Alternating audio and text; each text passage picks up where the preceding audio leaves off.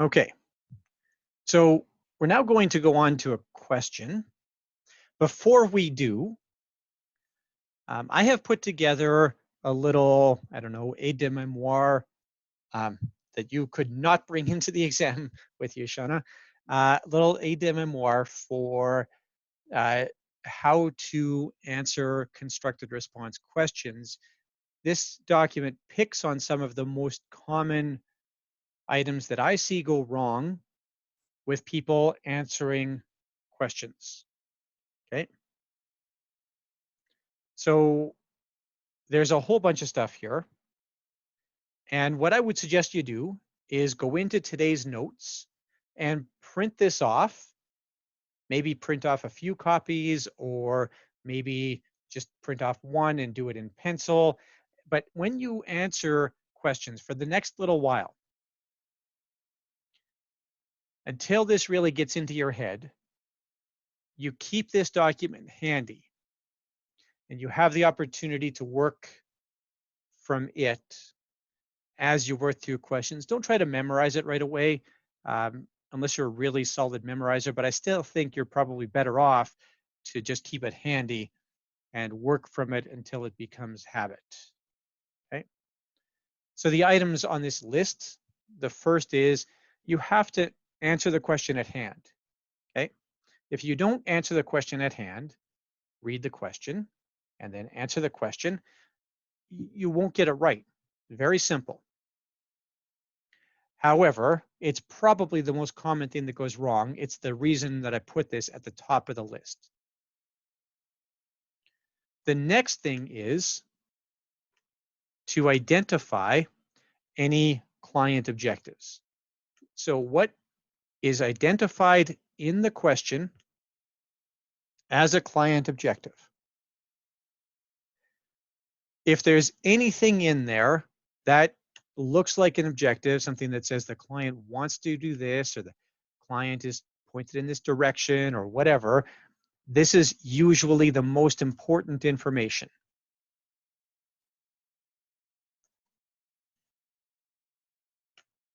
And it's what I think, Judy, your question before, what I had pointed out as being the thing that if you miss this, this is going to generally not going to be a problem on analysis or, sorry, on analysis questions, but this is a problem that shows up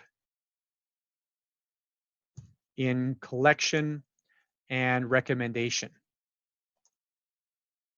So if you scored low in collection or recommendation or both, it likely relates to not identifying client objectives.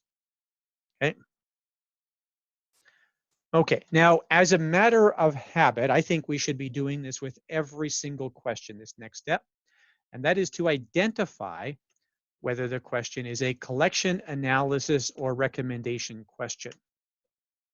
Okay, there's a couple reasons to do this.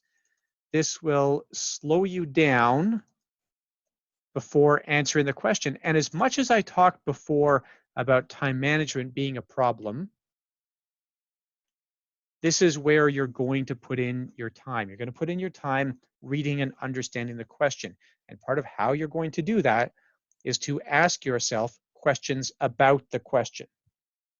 So you want to slow yourself down. Now, the other thing you want to do is for a question that's not a recommendation question, especially for an analysis question, is you don't make recommendations. That will cost you marks. Okay, we don't make financial planning recommendations until our analysis is completed.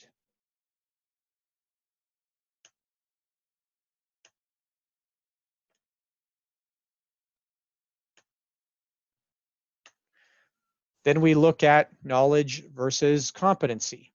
Okay, so knowledge means what you're saying is right.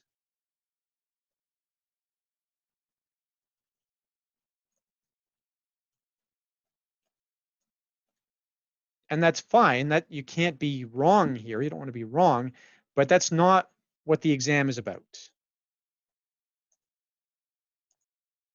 Instead, we have to be competent. And this means what you're saying is right and relevant to the client.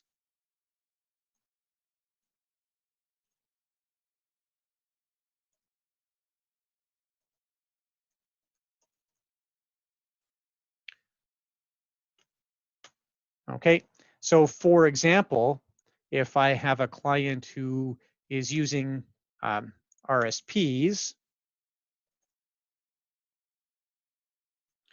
and let's say um, they can only save, they can save about $10,000 a year, and they earn $100,000 a year. Well, it would be, so knowledge is that there is an RSP deduction limit, but competency is that the deduction limit doesn't matter to that person.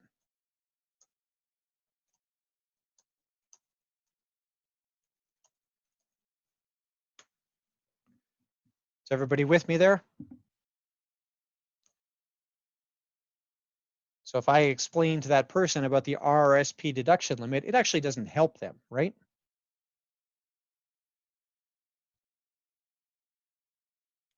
Okay, so what? This is what we should be asking ourselves at the end of every answer we've given.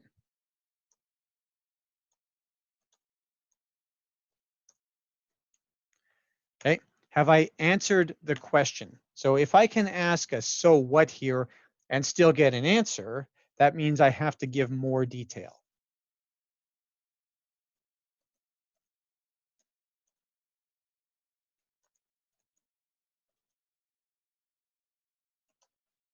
That's the difference between a short answer that has enough in it and a short answer that still needs more elaboration. And again, I'll give you some examples of that as we work through some questions. Okay, use the information provided in the case study. If you're trying to answer a question and you say, I don't think I have enough information, it's probably that you have not used the case study sufficiently.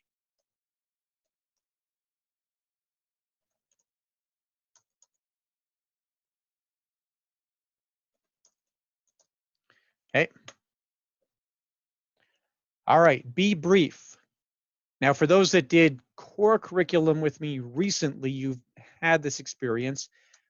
Be brief means, generally speaking, for written response, so when you're actually typing out an answer, usually 1 or 2 sentences is enough of an answer. If you find yourself giving more than 1 or 2 sentences, then the problem is that you won't, that you're rambling, you're giving extra information, and that extra information can only get you in trouble.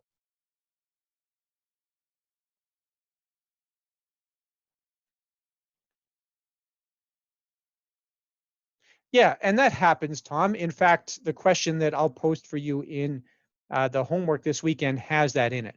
That's a fine. So what you're sharing here, Tom, is perfectly fine. You can share sort of general experiences about the exam, but what you cannot share is your specific content that was tested. So I appreciate that. That's exactly in bounds for what you can share. Yeah. Uh-oh, I don't understand that sentence, Judy. Um,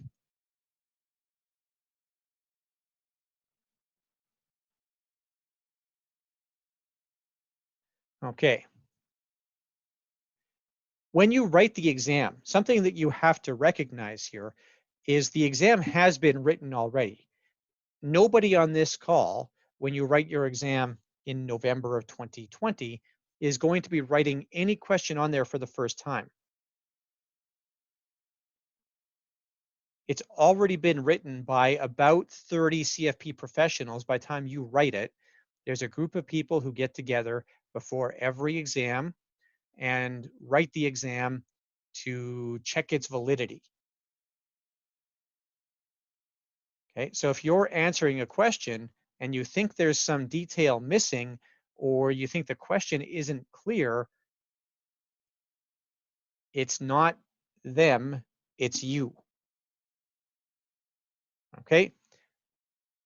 If you think there's some detail missing, then if you genuinely can't find that detail, it probably means you're not answering the right question.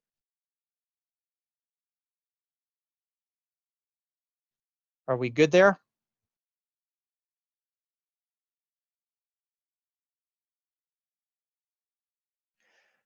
Okay. And then the templates are quite instructive. And if you just follow the answer templates, don't leave anything blank. Pay attention to where the marks are.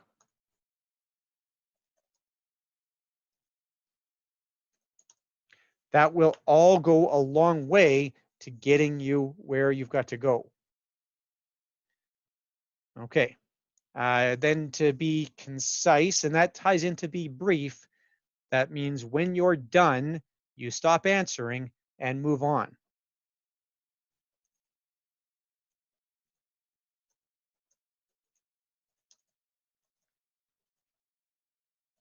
Okay. The most common clue to this is if you find yourself using also and in a question,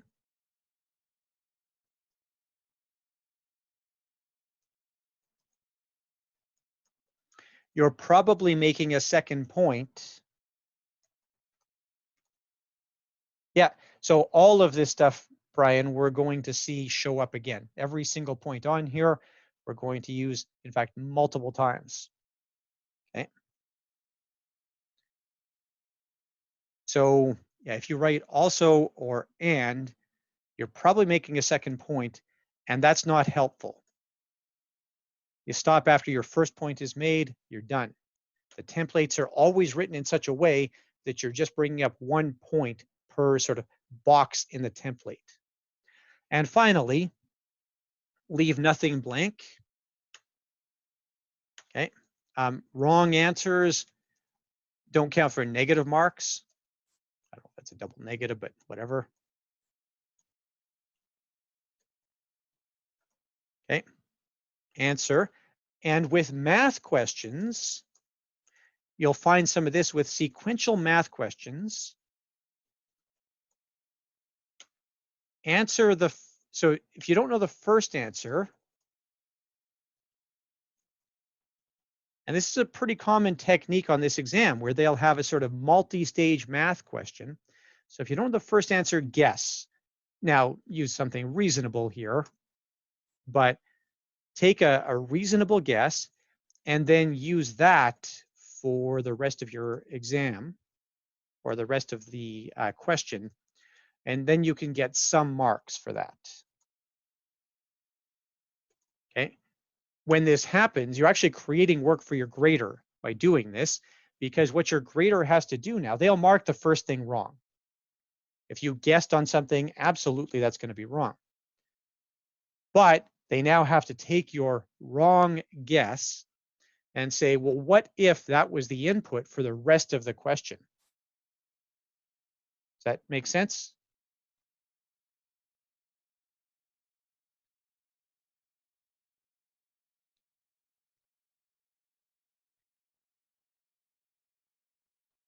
Oh, okay. Thanks, Fatima. Good stuff. Is everybody with me there? And again, we'll see examples of that. So yeah, 100%, Brian. That's part of the point of the practice questions, is to allow us to practice all of these techniques.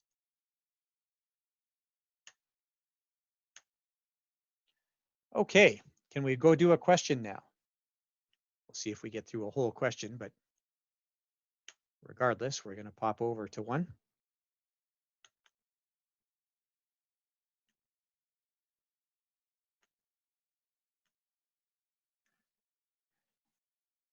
Okay, how are we for Zoom here? Maybe I'll zoom in a shot. Okay, is that good? Can everybody read that?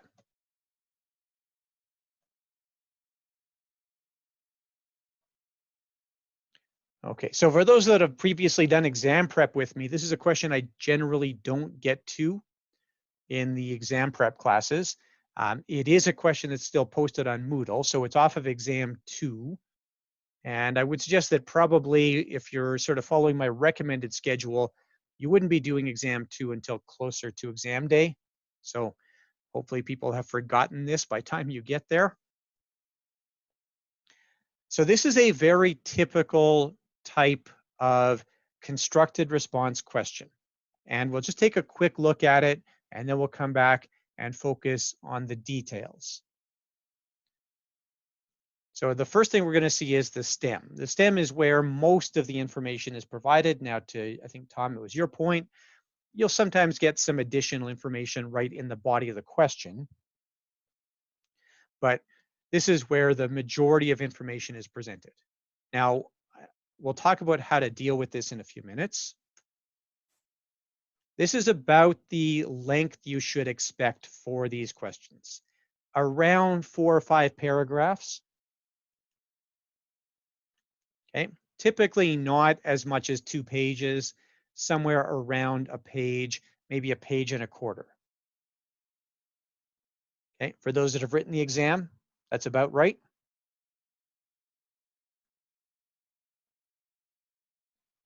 It can feel very long when you're writing the exam. Okay, and again, that's where time is your enemy, or at least it feels like it. We'll talk about trying to get time to be a little bit more of a friend as we work through. Now, the next thing you'll see is the questions. Now, this actually will be electronic. So when you're writing the real exam, you'll have this top portion on paper. You'll also have it on the exam or on the computer.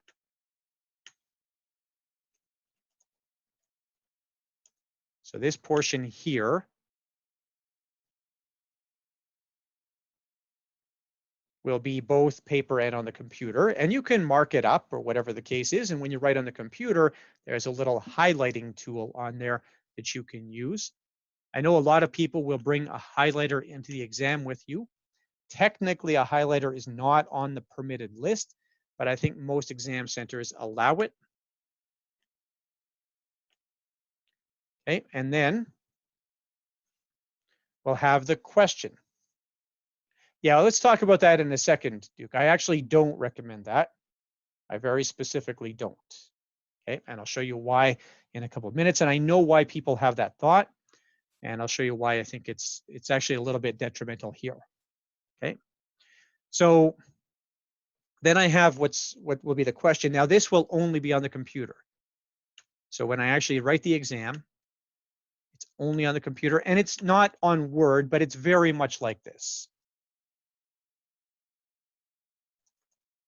Okay.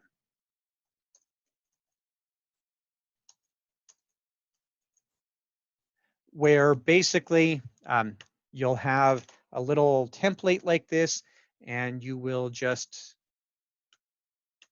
answer in the template. So whatever, I don't know what the actual answer is here. That's in the template, and you'll give your explanation.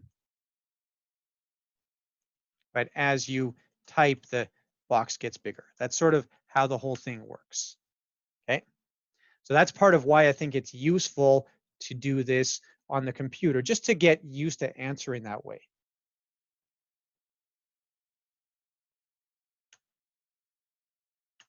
Okay. That's all good?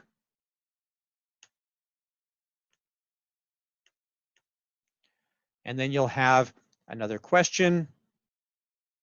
And this is what you'll see with any math type of question. And by the way, Thomas, this is exactly what you had suggested, right?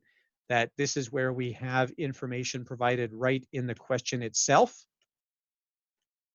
So right there is your question, okay?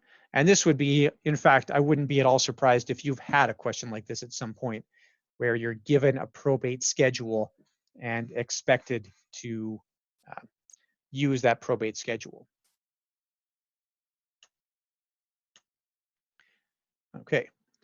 So yeah, when you have a question like this, you'll get this very explicit math template. And this is a good thing to have a look at. You're never going to do math unless you see templates like this.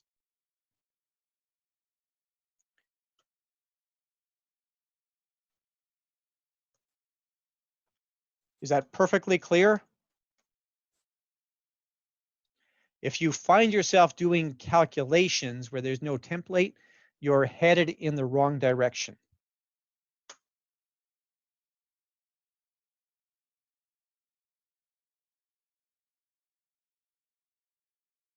Is everybody clear on that rule? I got it, Fatim. I appreciate it.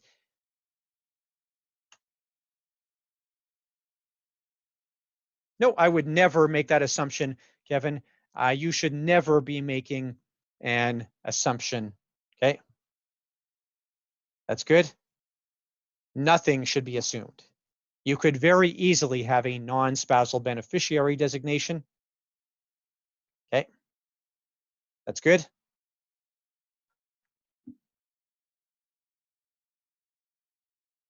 Okay.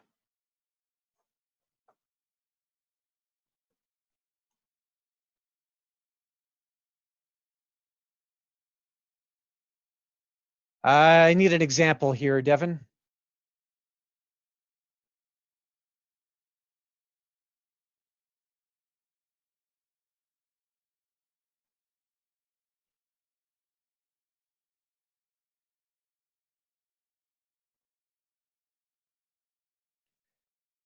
Okay, well, let's come back to that. I think that Devin and Kevin, your questions will both get answered when we see the case study. We just haven't read the case study yet, but I think you'll see that there's no need for an assumption here.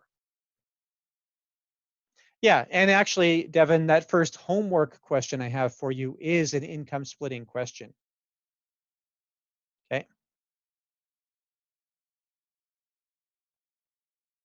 So maybe that'll help with your question. I'm not sure, but yes, that's a perfectly valid question again, especially because RIF splitting and CPP splitting work substantially differently from one another. Okay. In many different ways. There's, I don't know, I can think of at least 7 or 8 things I could ask you about RIF and CPP splitting that would be relevant in a real life scenario. Okay.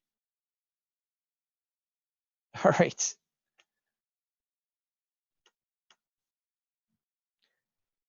Then you'll have, and this is pretty normal, 3 questions here. So this is our third question.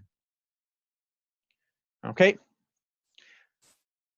Now, there might be a little challenge with this question, and that is the number of marks that I have given.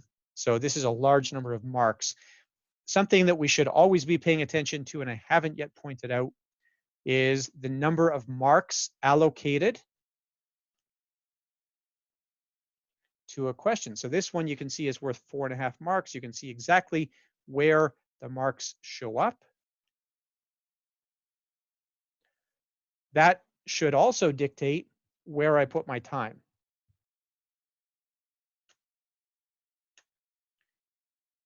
Okay, so every template we see here has marks in it.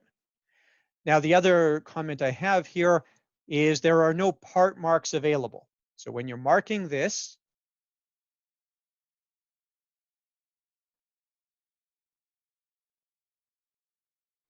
it does, Tom. Yeah, so it's all marked relative to that exam.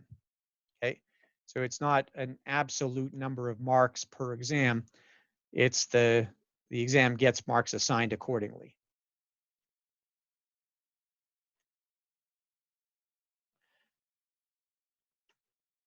So what this 1 mark means is for this box, I can get 0 marks or 1 mark. That's it. Okay, there's no other outcome possible here.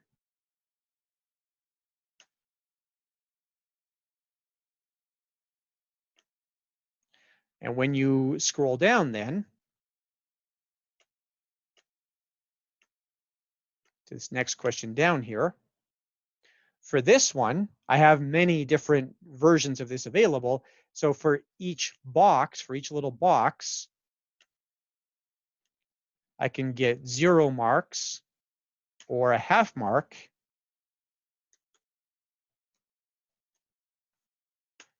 Which means I could get 0 out of 4.5, or a half out of 4.5, or 1 out of 4.5, or whatever, 4 out of 4.5, or 4.5 out of 4.5, and so forth. Is everybody with me there? Everybody understands that the marking template?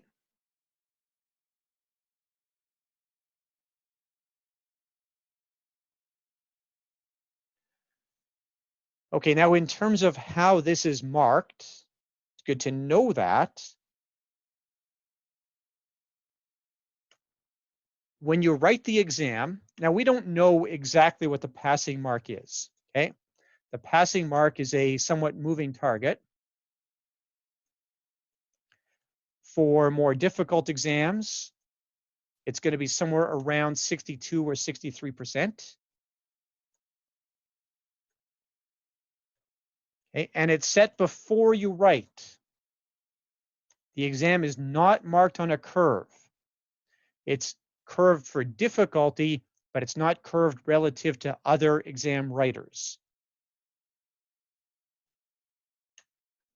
Whereas for easier exams, then this pass mark is going to be somewhere around 67 or 68%. Okay, is everybody with me there?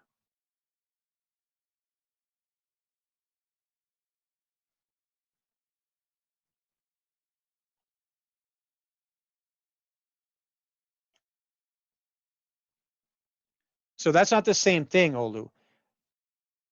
You're talking about the percentage of people who passed. Okay. I'm talking about the passing mark.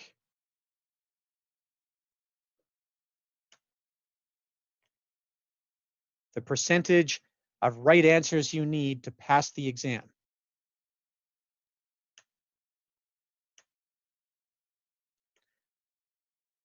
Okay. We're all good?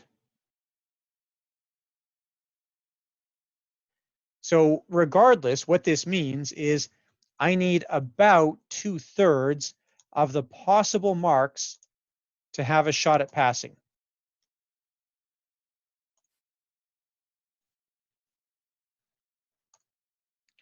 I don't know that, Sue.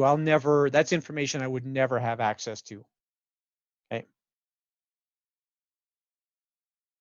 And it doesn't really matter.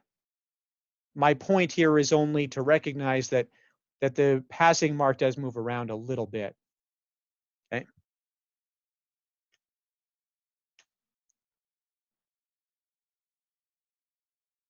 No, it's set before the exam is written, Fatima.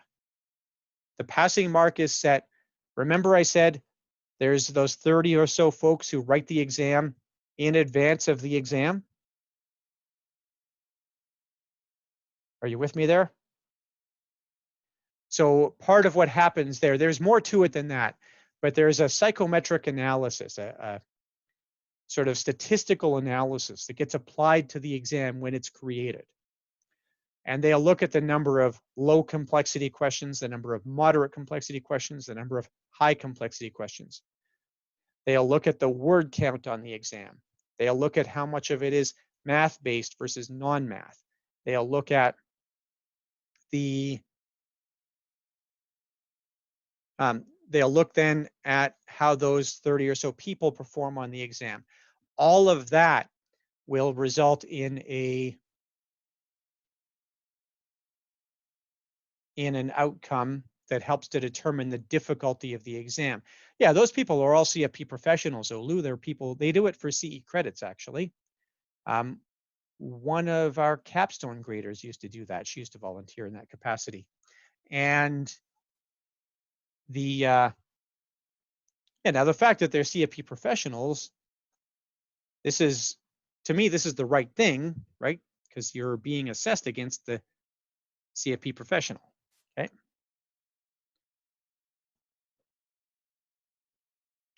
Okay, now here's where this gets to be a problem. And I know some of you remember this from the first time you did exam prep with me. But when you're going through the exam, remember I said there's about 10 to 12 cases in total? Remember I made that comment earlier?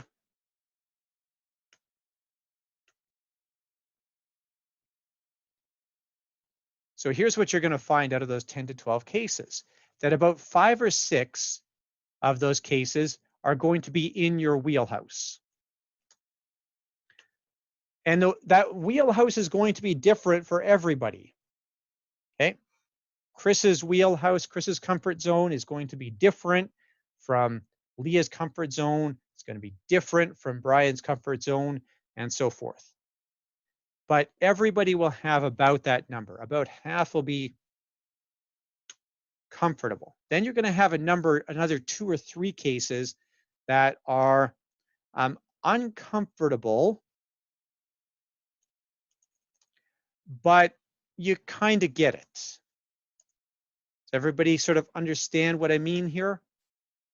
Stuff that's, I know I should know this, but I don't deal with it all the time, so I can't quite remember. That's where I was just a lot of the investment questions are going to fit for a lot of folks. And then you're going to have 2 or 3 that are going to be where you just don't know. Okay, where you're confused about what's even being asked, or you can't understand how you're supposed to read the case study and get to the answers that are expected. Okay, the content is foreign to you, it's unfamiliar, whatever the case. Again, for those that have written the exam, does that sound about right?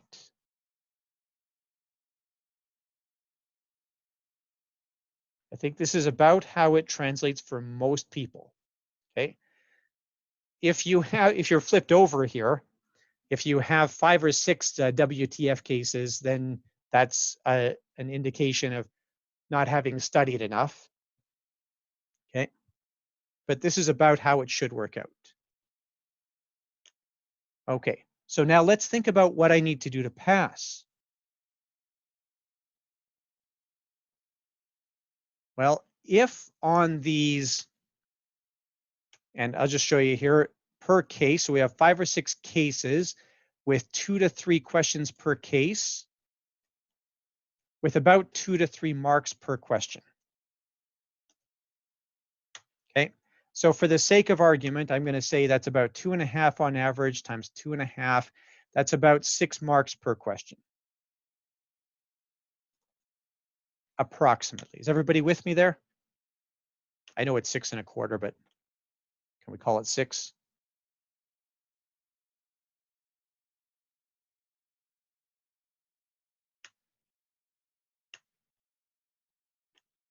Okay, so let's say for the sake of argument here that I have 6 of these and I score 80% on average. Well, really what that means, that's 6 marks, or sorry, that's out of 6 possible marks, I've got 80% of what I could get. I'm going to get about that number of marks. Okay. So I'll have, call it 29 out of 36 marks.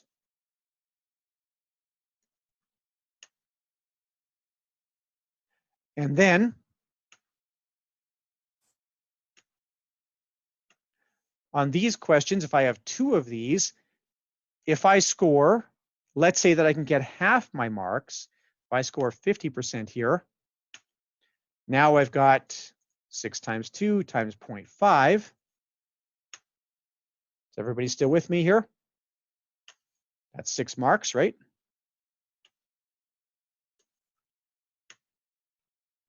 And on the more difficult questions over here, let's say for the sake of argument here that I score 0 because I don't know what's going on. This is where I'm going to have, we'll call it 6 times 2 times 0%, that's going to be no marks out of a possible 12 marks. Out of a possible 12 marks. So what I've now got in total, if everybody's following, I've got 35 marks in total out of a possible 60 marks. Everybody following my math here?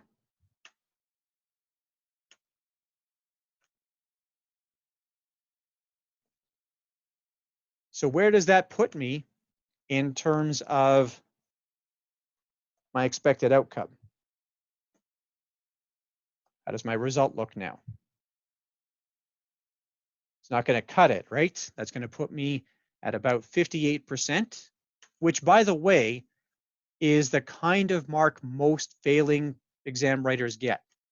Most failing exam writers are going to be within just a few marks of passing. Yeah, that's the vast majority of failing exam writers are clustered just short of a pass. Okay. Super frustrating, isn't it? Okay. And you see that because your score is this is going to be about a 480, maybe a 485.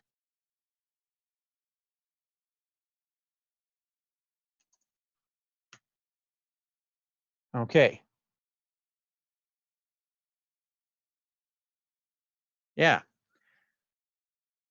So this is what we have to do in order to pass.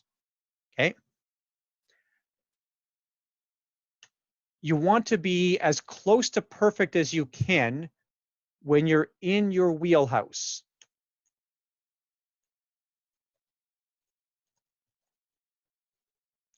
And that is mostly going to come from just good technique. You're probably not going to get much better on the uncomfortable questions, but on the WTF questions, this is where you have to learn to find some marks.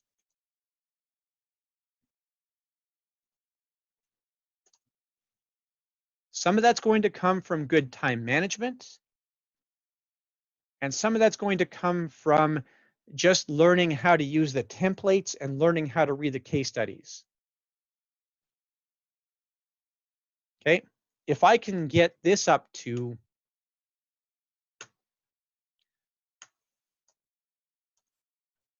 if I can get, let's say, 6 marks here, well, now I'm at 41 out of 60. And now where does that put me?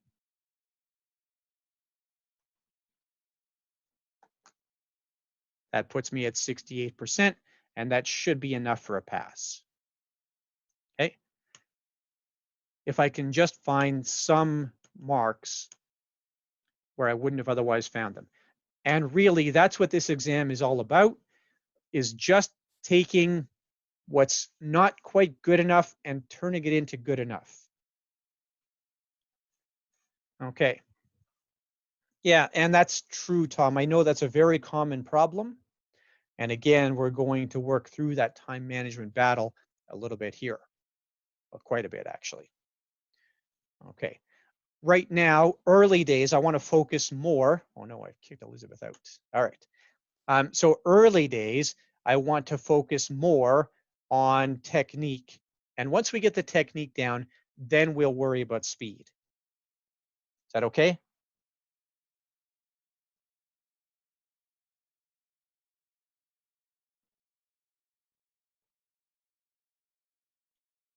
Any runners on the call? That's how we do it for running, isn't it? Who are the runners?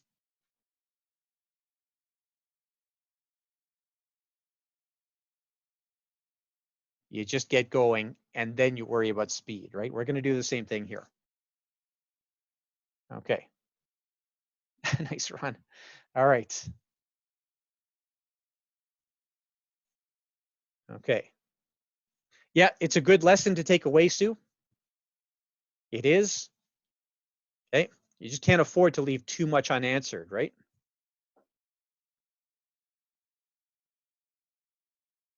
Okay, perfect. Is this distressing for those that haven't written the exam? I'm hoping that it's not.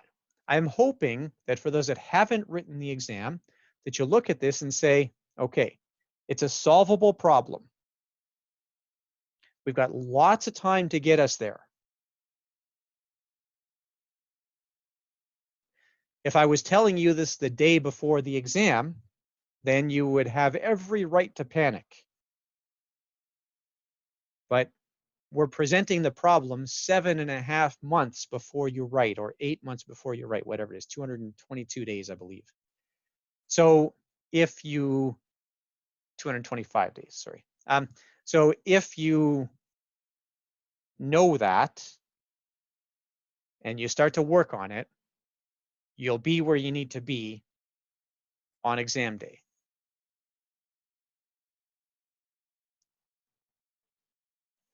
Okay. Yeah. And I would never suggest, Tom, that it's easy. Okay. I would never, never, never suggest that everybody is guaranteed to pass or something like that. It is a difficult exam. Okay? And even with really good technique and really good time management and really good focus, people will still struggle with this exam. Okay. That's good. All right.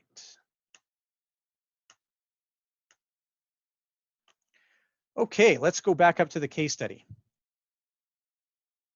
where I completely haven't even attempted to answer. Oh, who had the really good question before? Who asked the question before about reading the questions first? Duke, that was you. Sorry, I apologize, Duke. Okay, so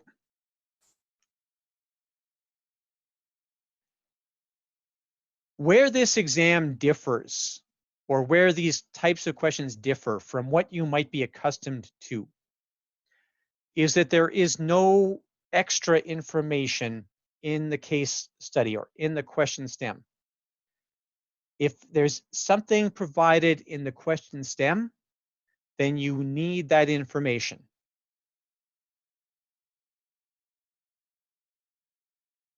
Is that fair?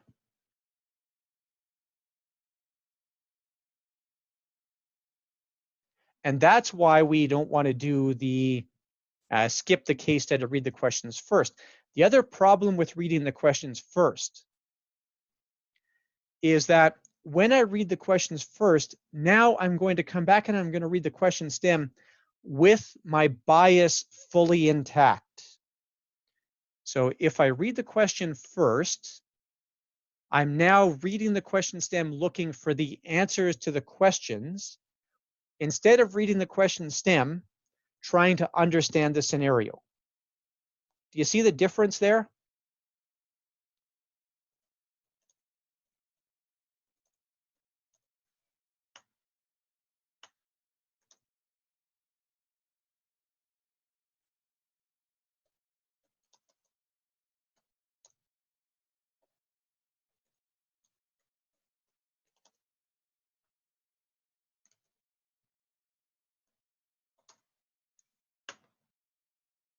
So I will always recommend this. Okay. Now I know I said we'd come back and talk about time management later on, but here's what I'm going to suggest in terms of time management. That for most of the cases, you're going to put in around 22 to 24 minutes. That'll be about the right amount of time per case. And out of that 22 to 24 minutes,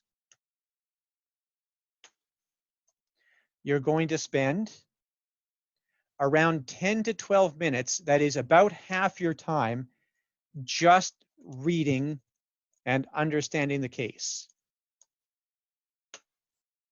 That's it. Okay. Don't even touch the questions for that first half of the time. Then you're going to read the questions. And here you might take maybe 2 or 3 minutes to read the questions.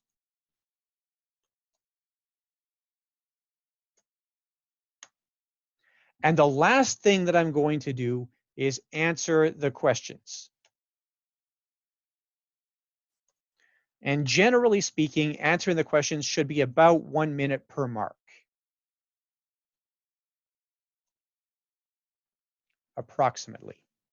Now, I don't think this is true for every single person on this call.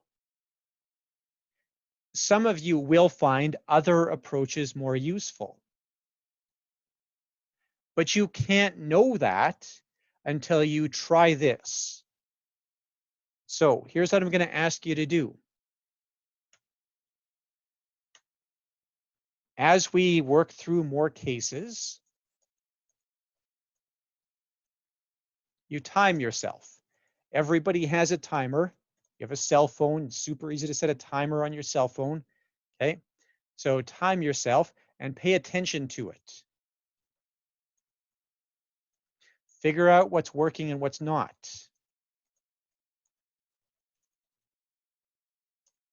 And if you have to adjust from there, go ahead.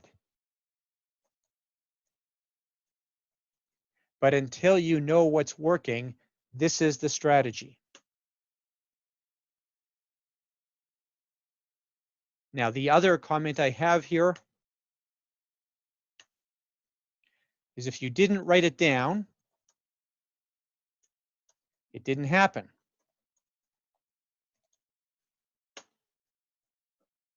Just like when you're sitting with a client, right? Document, document, document. I'm not asking for anything different here. So if you write it down, now you can build on that the next time you write a question.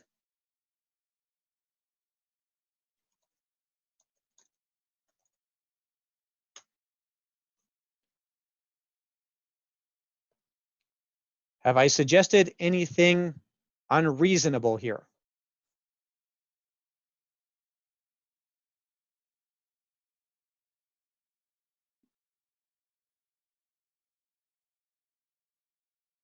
Okay. And what I'm intending to have happen here is when you sit down to write your exam in November, so very far away,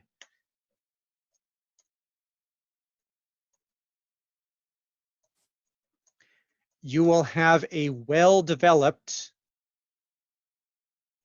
time management strategy, and you will spend your first 2 or 3 minutes writing it down.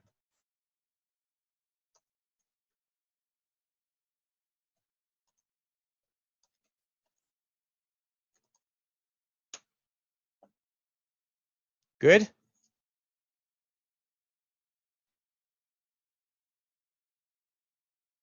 I have never had a student come back to me and tell me that they put this effort in and didn't find it worthwhile.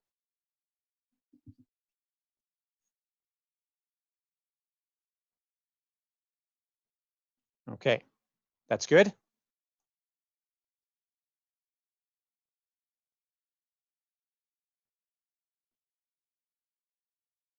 If we're doing a financial planning course, why don't we do some planning of our own here?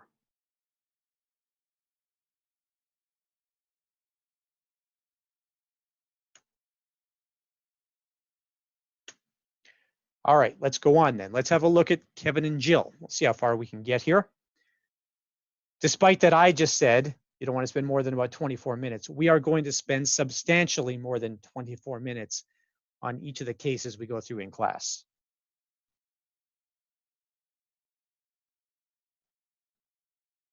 Yeah, it's good, Judy. That's good. Okay. Okay, now here's what I would do. Now, this is a little challenge because you might not have scrap paper when you're writing. I sure hope you do. I hope they change this policy.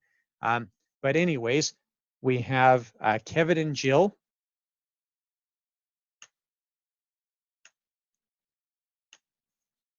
in their 70s. Okay. I would just make a couple quick little notes for myself. So on my scrap paper, I don't want to write every little detail down, but I'm going to write down Kevin and Jill. And actually, it doesn't explicitly say that they're married, but it sure seems to indicate such. So whatever, 70 something, 70 something. Okay, we got 3 kids here. I got Henry, Greg, and Norman. Okay, I'm not going to relist the assets. I can easily go back to the assets and have a look at those. So I know there's a listing of assets in the question. That's good.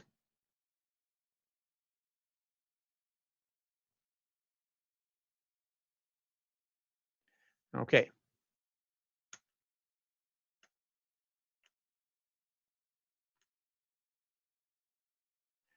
So now I see the 3 kids down here.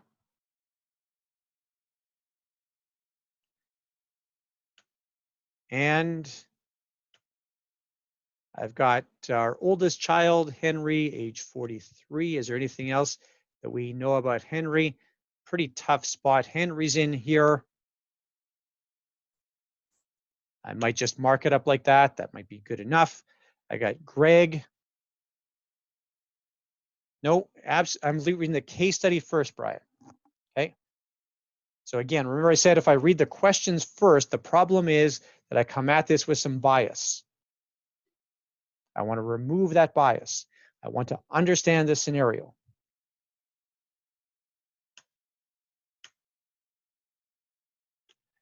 Okay. Because if I read the question first, I'm only going to concentrate on answering the question when I read the case study. Okay, so then I've got Greg. Greg looks to be on solid footing.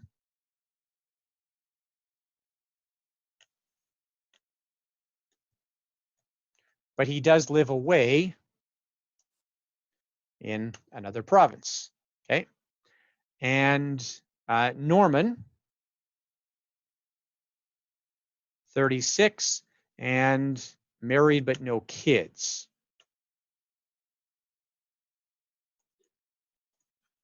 Okay, so I at least have a rough idea who we have in the case. I can go back and point to each of them fairly quickly. I see no capacity issues here, so we're good for capacity. That's good. And we are drawing up an estate plan. Okay.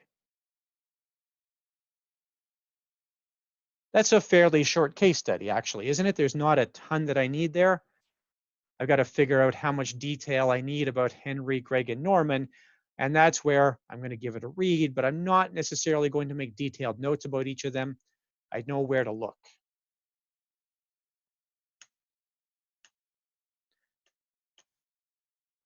Okay. So now we're going to have a look at our first question. And before I start answering the question, I want to think about the template and how marks are assigned. So what do you notice here with the template?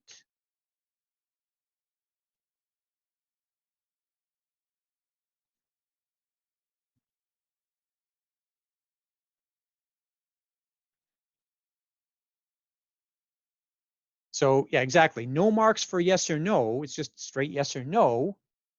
Okay. All the marks are over here.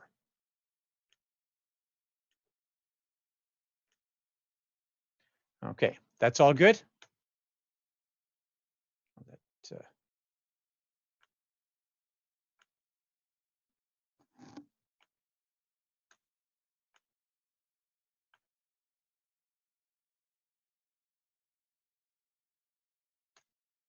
okay, so that's important. You should notice that where the marks are. Okay.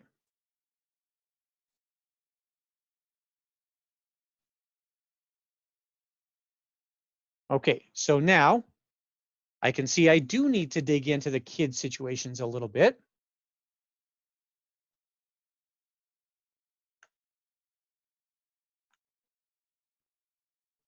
in order to determine whether these are appropriate appropriate attorneys or not. Okay. And if we're talking about an attorney, what's the sort of overriding concept here?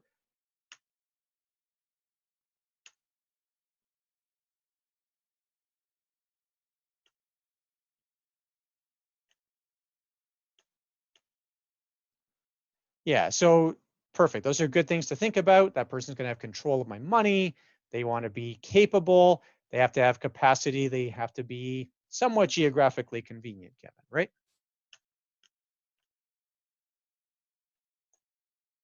Okay, so is Henry an appropriate attorney?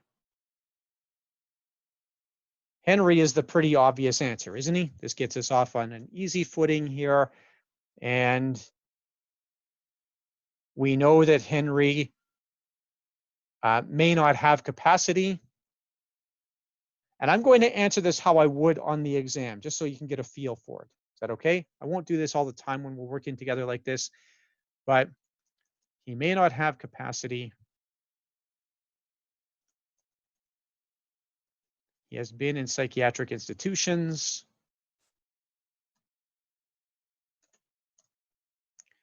Okay, and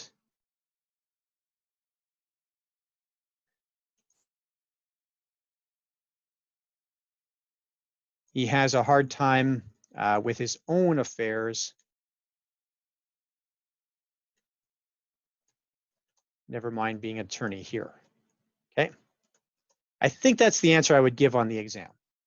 Okay? I don't have to be overly long-winded. A couple sentences will do it here.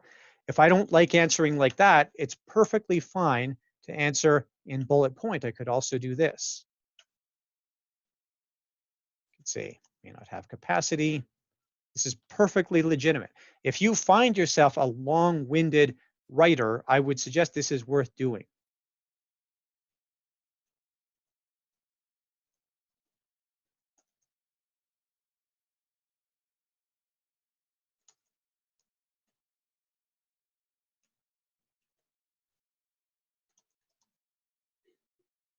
Okay, is that fair? Yeah, bullet point is perfectly fine. I think that's probably enough, Melanie. Okay, that's probably enough right there. I probably could have just answered the first bullet point here and been okay. Okay, I have 3 other facts about him. I could mention it all, but I think that that alone might very well be okay.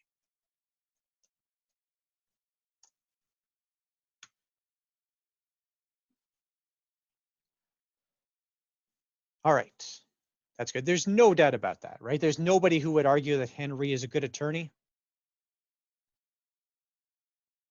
Thanks, Fatima, sorry, yeah. Okay.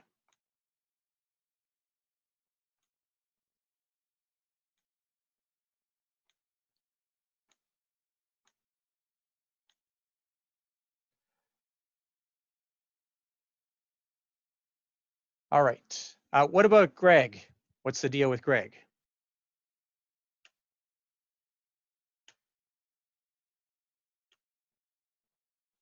What do we figure here? Yes, no for Greg?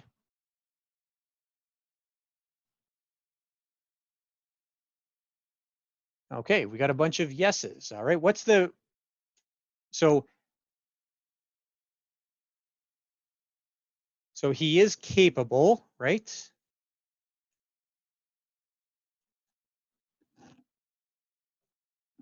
Okay, and apparently trustworthy, and he's financially sound. Okay, however, maybe additional costs and complexity because he lives out of province. And I think I would mention that.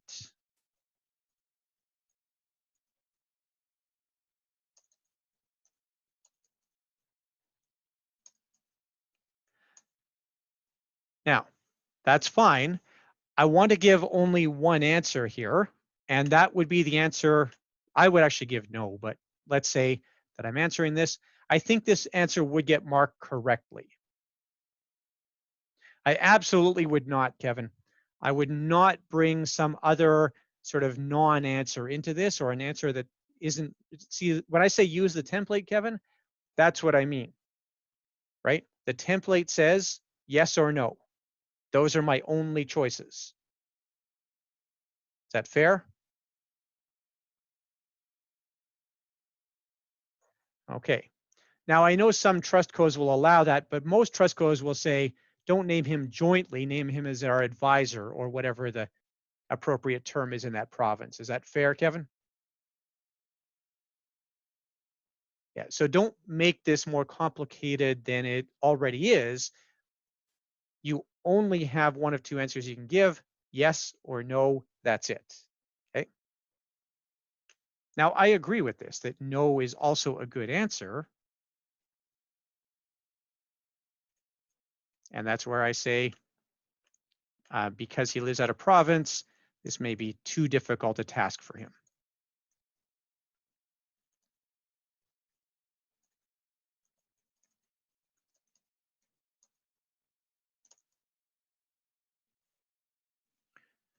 Okay.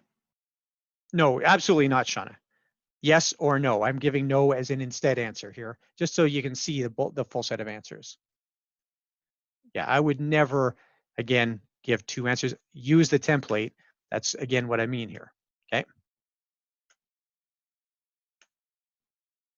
So just give one or the other answer, not both.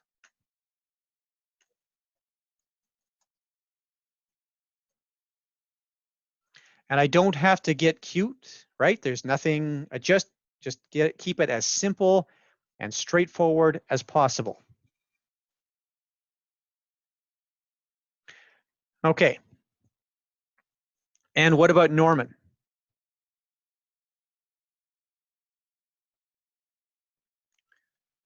Yeah, this is where we definitely have a geographic problem. So naming Norman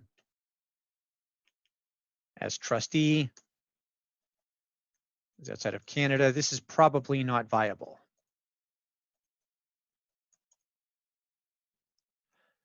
Okay.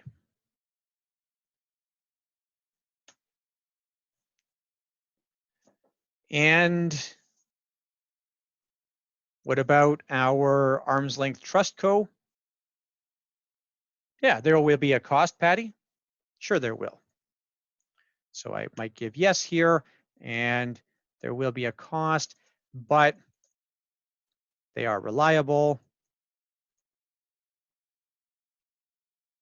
And I would suggest that Kevin and Jill have enough assets to support it.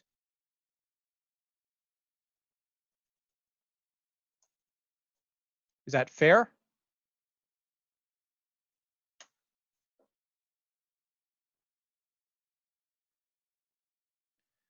Okay. So I hope that this looks like good technique on the exam.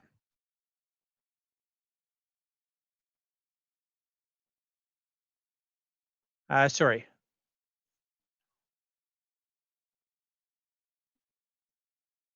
Oh, you're picking on the use of the word probably here, Scott? Is that what you're? I think it's okay. There is the possibility that he's willing to come back to Canada to take care of his parents, but I don't like that. But it's valid. I could say maybe this is a stronger answer to take that probably out of there. I do tend to do a lot of that. I tend to use those sort of cushioning words a fair bit. I don't think it would cost you the mark, Scott. I think it's still fundamentally correct.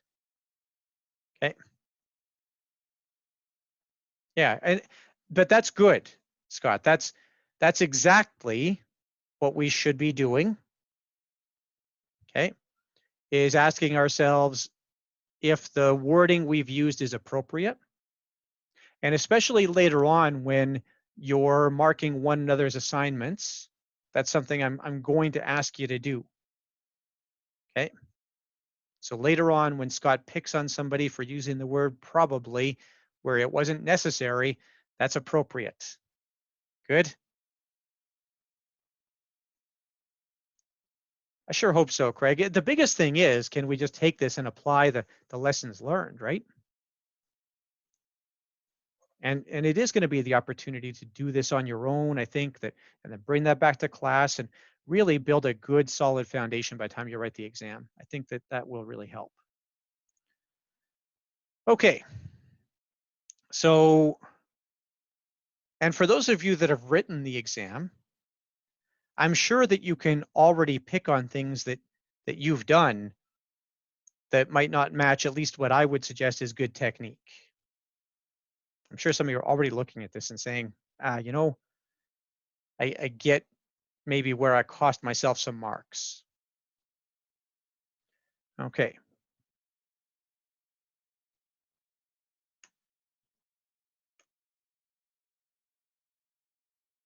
Now, I would suggest that this question, oh, sorry, I forgot to do something before we started here. I apologize. I want to do one thing before we start, and I forgot to do it. And that is to identify whether the collection, whether the question is question or is collection, sorry, analysis or recommendation.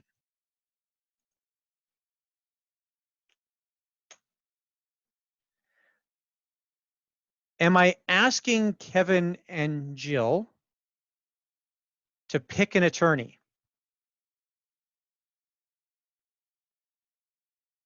I don't think I am. So what kind of question is this? This would be an analysis question. We are simply trying to figure out which of these is appropriate.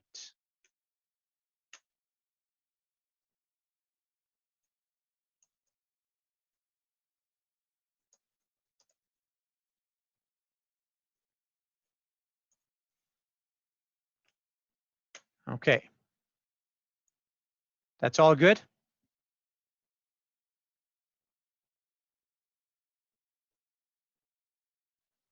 Okay, and I think this question is pretty representative. I think you can look forward to this kind of thing, maybe not specifically about powers of attorney, but this kind of thing where you're sort of weighing pros and cons of different options like this based on information provided in the case study. Okay. Now, what I was getting to before I lost my I realized I hadn't done something right, but this question to me, this should be in your wheelhouse. I hope this is in your wheelhouse question. Really, all you have to know here is how powers of attorney work. And if you don't, add that to your study list. That is an absolutely valid place to put in some study time. You will not regret studying powers of attorney. Okay. And really what we're looking for then is looking for full marks or very close to it.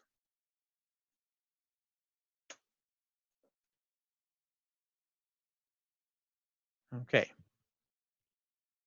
And by the way, I should mention with the Greg answer, it is possible that some questions have two right answers. So I would suggest that this is entirely possible that both yes and no are correct. You're getting marked on your rationale or your explanation.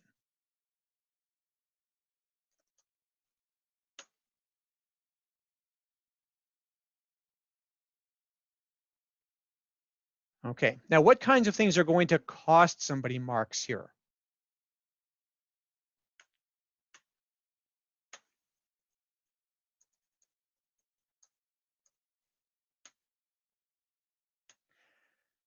Well, I would suggest that, yeah, that's going to be a big one. So Kevin and Scott are both on the same page here.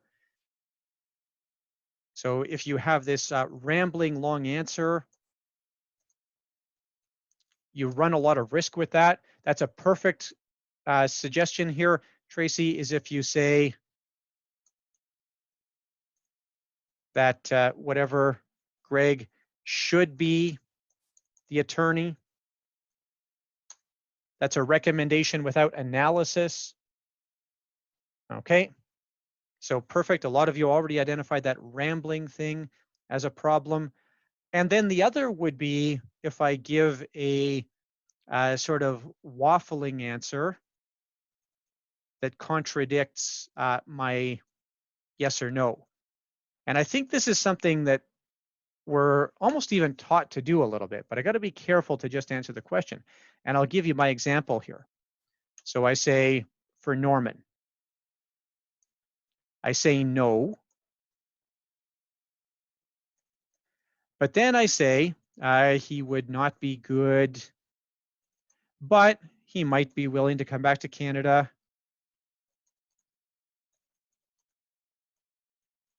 and take on this responsibility.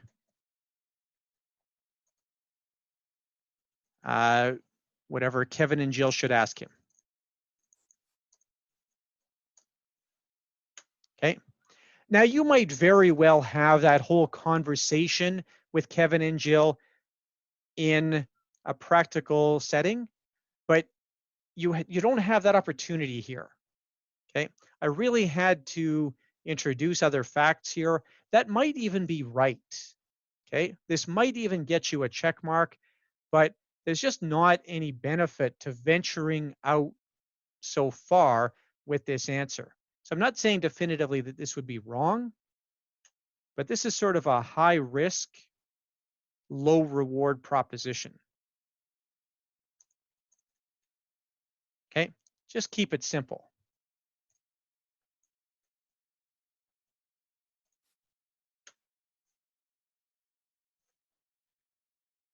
Yeah, unless, Shauna, the question specifically asks you to identify what ifs. Okay, so that's where you can really put yourself in the head of the exam writer, the person who created the question. Right, so there could be another question, Shauna, where I ask, what would have to change for any of these people to be a suitable attorney?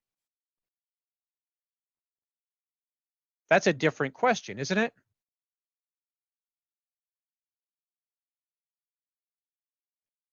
And that's where I want to ask myself, what's the question that the exam writer presented to me? And then even to some extent, although I don't think this is always a useful thing to do, this depends on how much of a, I don't know what the right word is here, how much you tend to dig in or how much you tend to maybe take that a step too far. You also want to ask yourself, what did they not ask me? Okay. Yeah, so Sue, you would be somebody I think that would be well advised to ask yourself, what did they not ask me? Is that a fair comment? Or what are the boundaries for this question? Okay. Yeah, and I think sometimes what we want to do is write a whole financial plan, right? You get this tendency sometimes where, look, I know a ton, I'm super well educated, I love to take great care of my clients, and I'm going to show it by writing a whole financial plan in this answer. Okay. Yeah, almost always on this exam, Sue, less is more. And do you remember on my checklist, one of my items was be concise and another was be brief. Okay. Yeah, this exam is very much a less is more exam in almost all cases. If it's obvious, or sorry, if you're giving long answers, the template will generally make it obvious. Whew. All right. Any thoughts then around this question?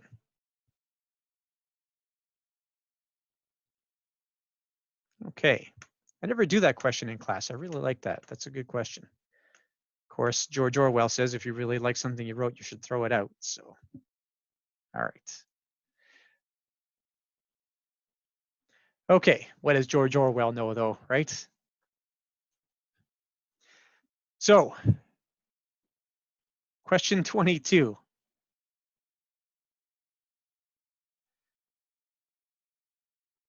Now we are making beneficiary designations on all possible assets and assuming that all assets just are at their values. Okay, now this is where, let's just pop back up and look at the list of assets.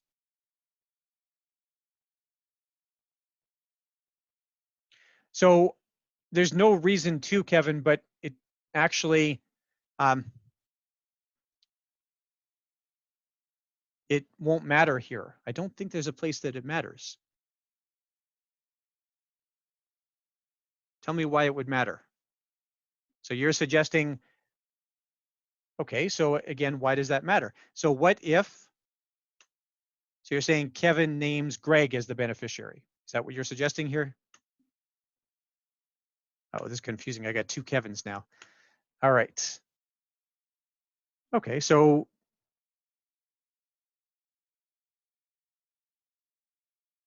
okay, so naming the estate as a beneficiary is not naming a beneficiary, right?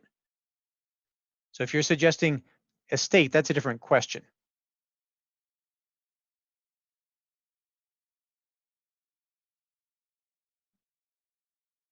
Yeah, because you haven't named a beneficiary then, right?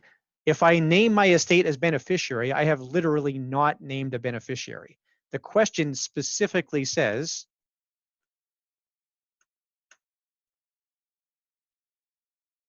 that we're going to assume. Hi, it's Kevin here. Can you hear me? Yeah, sure can, Kevin. Yeah. I figured this was easier by talking to you than by trying to type it in as an Yeah, essay. yeah, good. So yeah. My question is, it says to have the beneficiary named. Yeah. So when we name the beneficiary, the big concern for me is we have to assume that the spouse is named as the beneficiary on the RIFs, because not naming the spouse doesn't mean you're naming the estate. There's questions in here about giving money to one of the granddaughters. There's other pieces as well. So that's why I'm trying to clarify this, is just if they say a beneficiary is named and it's spouses, is it a de facto thought that spouse is named as the beneficiary then? And I don't think it is, but I don't think it matters, and I'll show you why. So let's say that they do name, so to go with your suggestion here, we name, what's the daughter's name here? Lana, the granddaughter? Paula, sorry. Is the granddaughter. Yeah, okay, perfect. So they name Paula as beneficiary. You're suggesting that's a possibility? Well, I'm suggesting, because it doesn't make it clear, that would be a possibility. Okay, so Paula is named as beneficiary. Perfect, I can live with that. So now, what happens when Kevin dies? Then the RIF is taxable to the estate. Sure it is. Is there probate? Yes. Well, no, there shouldn't be probate on it, but it should be taxable, right? Okay, so what's the question asking about? Well, maybe I'm just getting ahead of myself and I'm thinking more of the tax situation than the probate situation. So maybe I should just shut up then. And this is a very common error. Okay. Craig is exactly right. That is the trap. The question is only about probate. Okay. So, and that goes back to the comment I made earlier. And I'm glad you asked this question, Kevin. I'm a big fan of exploring this concept, because what we tend to have happen here, and there's a bunch of stuff that we can muddy the waters on. It's very easy to get into our own heads. But if you look at that, if you're looking at that question and saying, why do I not know whether Paul is the beneficiary or not? And there's so much uncertainty here. Well, if you find that uncertainty, it probably means that your first step was on the wrong path. Okay, so if you're finding that you can't answer the question, that's a pretty good clue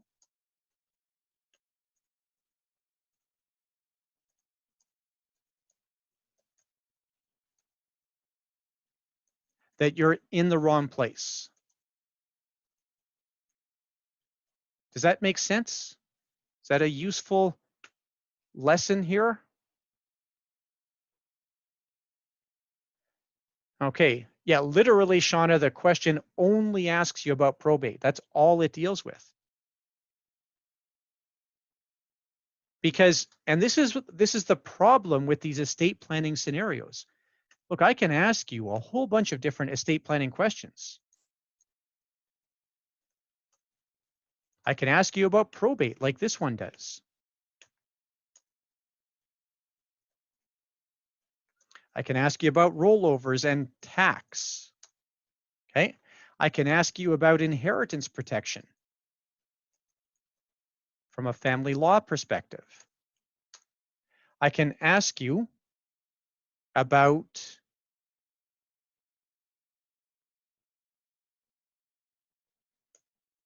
possibly use of lifetime capital gains exemption or other tax questions, the more complicated tax questions like a capital loss carryback. I can ask you about charitable contributions. So with an estate planning question, you have to recognize that you're generally going to be just in one silo. A question can't ask you about all 6 of these things together.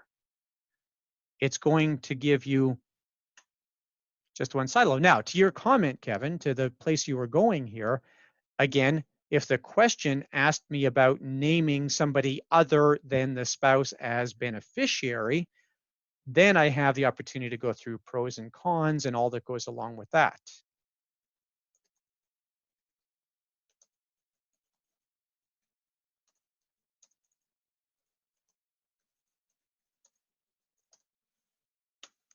Okay.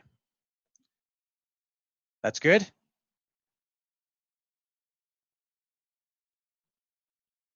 All right. So everybody on the call, if you're ever sitting down at a bar somewhere and you run to Kevin, you should buy him a beer because that's a good question. It's just, if we don't ask it, we don't address that problem. Okay. So it's kind of the case, Craig, although I would suggest that the job of the financial planner is still to tackle each individual issue, right? So I would suggest that that's true, Sue. If you find yourself making assumptions, it's probably because you have taken that first wrong step. Okay. So I get that, Kevin, but at the same time, exploring all sides means you really are looking at each aspect in its own right. And I can't just say, well, probate's not an issue because of this, right? I should still be thinking about probate in any estate planning scenario. Is that fair? Now, personally, this guy, Jason, not a big fan of probate planning.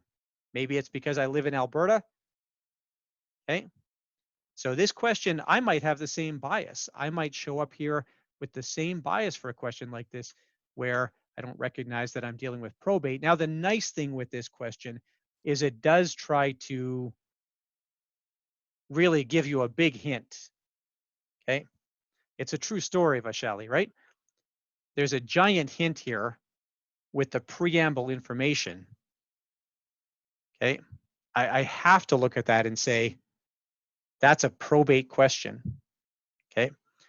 And the fact that everything here just points to probate, it doesn't leave you much opportunity to guess. And it's a true story. Point to the template. Now, just back to my question before, is this a collection, analysis, or recommendation question? What are we looking at here?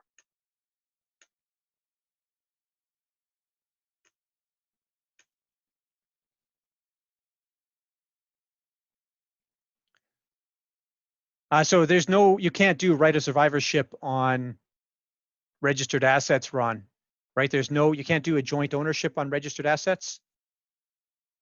So the non-reg specifically says that it's joint. Oh, the portfolio, sorry. No, it's in Kevin's name.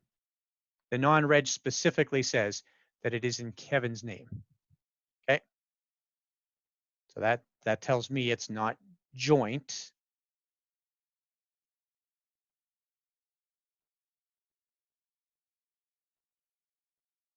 So yeah, if somebody other than the spouse is named as beneficiary, then the RIF would be taxable to the terminal tax return to Kevin Olu. Okay, assuming Kevin dies first. Yeah. Okay. So I would actually say this is a collection question. Now, it doesn't make a big difference. I'm really most concerned that you don't think it's recommendation, and it can't be, but it's really what is true. That's all it is. It's not a what if. Analysis is what if, whereas collection is just what is true. Okay, so if he dies today, that's probate, or if she dies today, that's probate. That's it. Okay. So is the cottage subject to any probate when the first of them dies?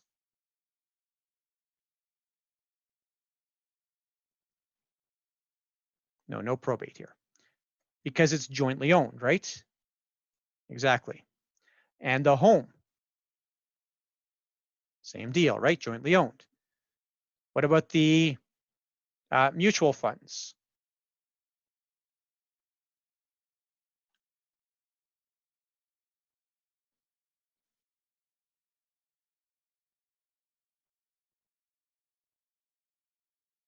Okay, so either here or on the second death, right? So you could do 720 here or 0, but then you'd have to give the other answer on second death. Oh no, that's hang on a second. What do I have with the? It's a good question. What if Jill dies first?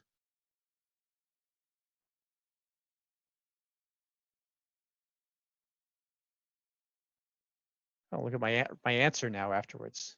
Okay. Well, we got 720 or 0. That's all right. Okay. Anyways. Yeah, except spousal rollover doesn't bypass probate, Shauna, right? A beneficiary designation does. Okay, so I'm just going to make a comment. Now I can't do anything here but 720 or 0. Those are the only answers I can give. Yeah, it's true. If Jill dies first, there's no probate. I agree, Mal, right? But if Kevin dies first, there is probate because there would be no rollover there. Okay. Yeah, what did I do? That's a weird thing to do in that question. Anyways.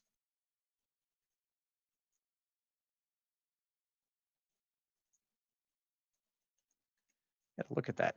I can clean that up pretty easily, but I got to do it. Okay. So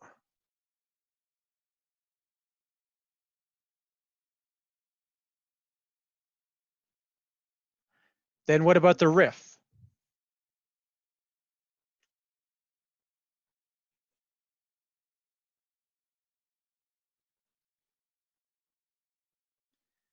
Nothing. And the RIF, again, nothing. We'd have beneficiary designations, so nothing there. If it's 720, if we use that amount, then you would just do 25,000 times 0%, and then 25,000 times 0.5%, and then 670,000 times 1.5%. Okay, just for the sake of argument. Now, the other thing that sort of points down the same path Kevin was talking about earlier that I should have mentioned in my possible probate answers is you could have a discussion around principal residence exemption.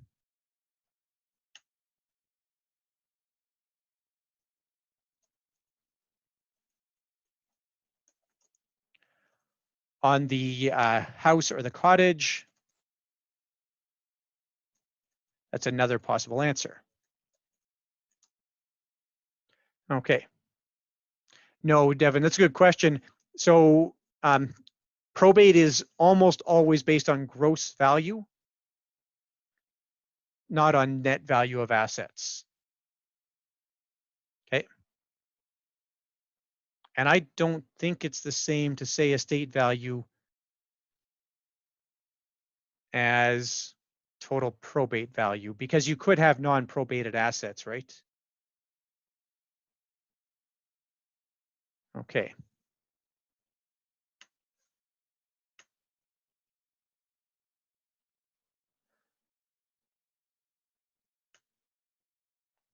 All right, that's all good.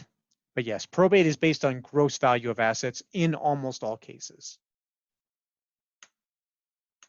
Okay, so then our second death should really be no change here.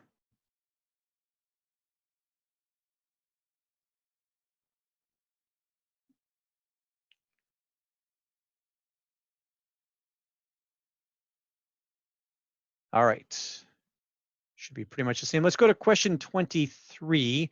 We'll at least get a start here. I don't think we'll finish it, but question 23 now, we're funding, there's Paula, Paula's education. We've already got an RESP in place. What's the type of question here? Is this collection, analysis, or recommendation?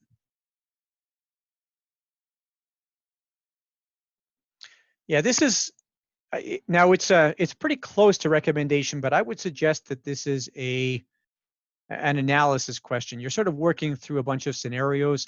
Now, I think given how the template is written, if you don't agree with me, you'll still end up in the same place. So the template does, I think, guide us pretty narrowly here. But I would call this an analysis question. And again, I'm not too fussy on whether you agree with that. Okay.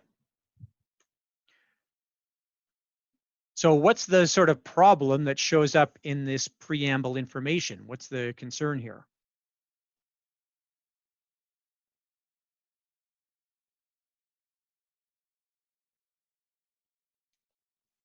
Yeah, they've hit their grant maximum, right? So no more grants are available. That was weird. Sorry about that. Okay, let's try that again. Oh, look at that. That's slick. Okay. Something changed in Zoom, which I like. All right, so grants are maxed out.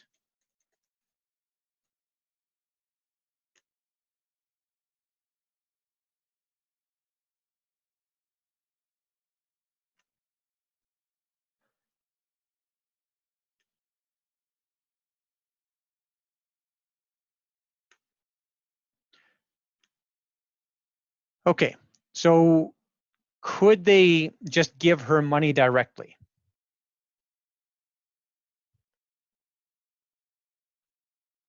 Sure, they could. And if they do, how much could they give her?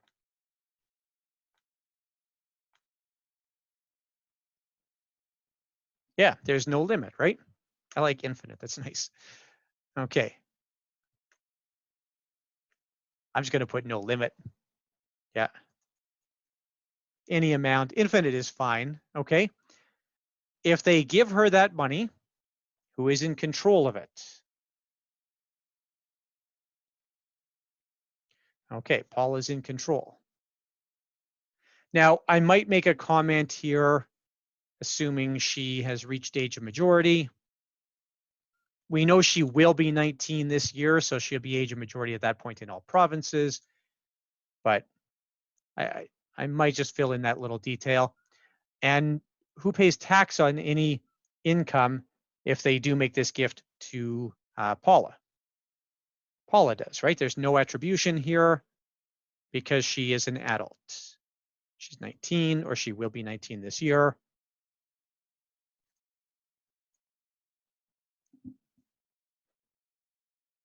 I don't even know if I have to make the attribution comment.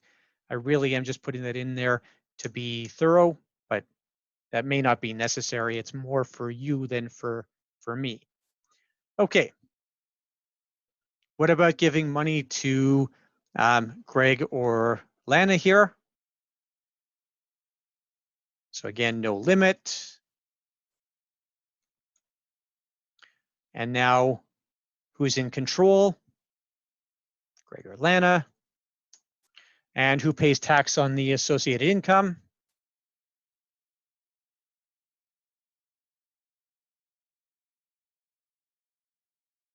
Same, right? The couple does. Again, no attribution here because they are adults. And what about funding the RESP? So how much could we give here? 24,000. That's your remaining contribution limit. Who would be in control?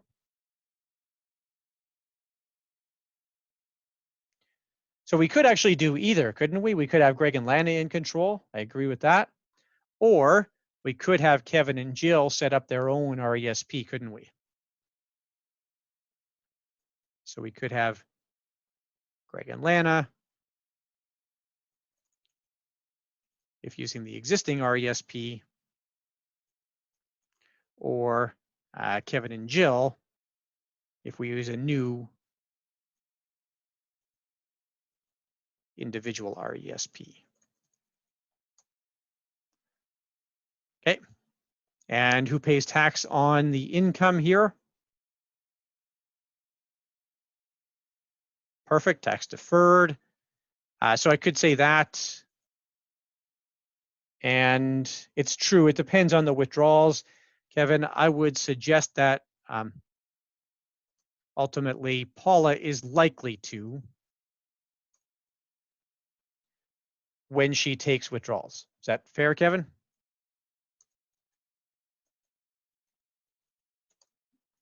Or she would if she takes withdrawals. So I just have to give an answer that satisfies the requirements here.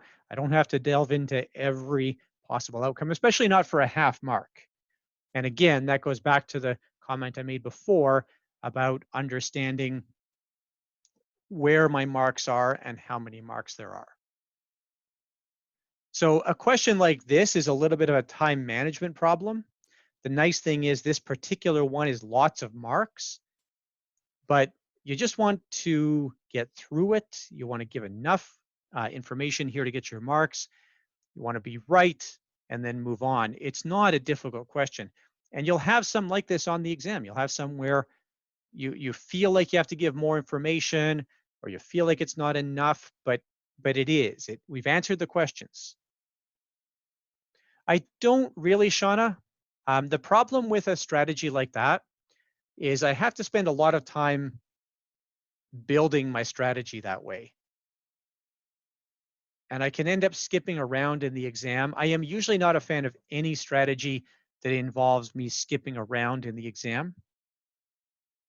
Now, that being said, you'll hear me suggest later on that you do want to do your case study questions first and your multiple choice questions last. I think that's generally a good strategy. But that's the only kind of skipping around that I'm a big fan of.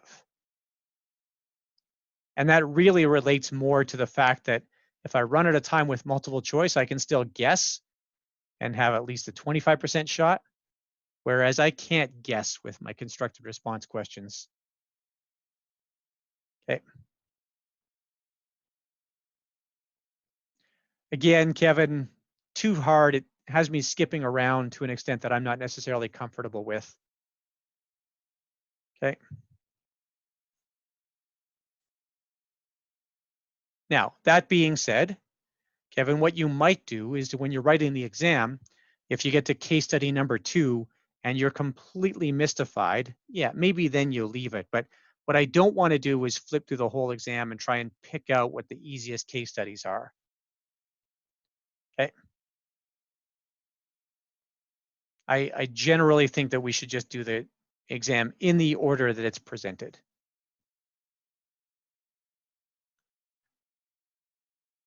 Okay, so I'm just going to show you the homework for next class. I'm hoping everybody can do it. Are there any burning last minute questions?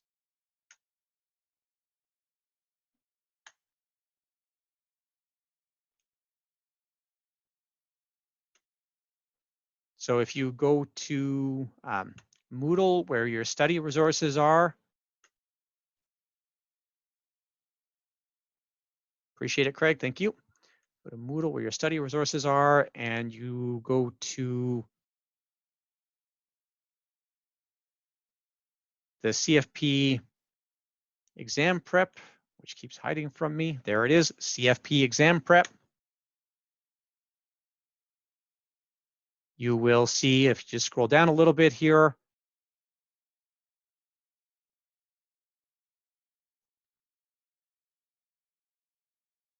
I might try to make it more obvious. I'll see what Kelly and I can do. But if you go to the webinar recordings, that's where you'll see all the content, and that's where I'll have the homework posted. I might make it a little easier to follow link for it, okay? But it'll show up right here.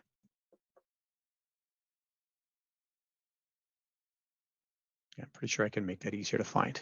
Okay, so that'll be there by Monday. So if you could do that and bring that back to next class completed. Now and when I say next class, sorry, I want to be clear what I'm talking about.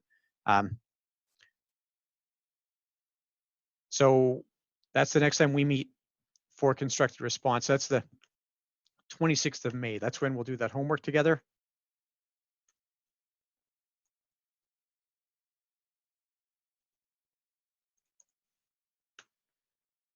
Okay. Yep, you sure do, Shauna. You should have gotten an email in the last couple of days with a login and password. If you don't have it, you can email Rose at Business Career College. Although you missed that first chunk, and that's where I explained the difference in the class schedule. Okay. So when we meet again on the 30th of April, that's the combined class, and that's where we're just doing content review. Okay, so you'll be with the QAFP students there. Okay, that's good. Well, thanks everybody for joining us. I know for a lot of you it is, just to that point, Shada, your first ever class with Business Career College. Should be up within a couple hours, Stacy. It never takes too long for a half-day class to get them. Maybe, I know you missed a little chunk this morning. So yeah, check back this evening or early tomorrow morning. Yeah, sorry, I don't know why you had a problem logging in, but I'm glad you were able to get on. And yeah, again, thanks everybody for joining us. For those that are back, I appreciate seeing some familiar faces. For those here for the first time, thanks for taking a risk. I hope you found it worthwhile. Start writing down your questions. Think about things you know you want to review. Okay, thanks, Olu. Good to see you again. Okay, perfect. And I hope everybody stays safe and healthy.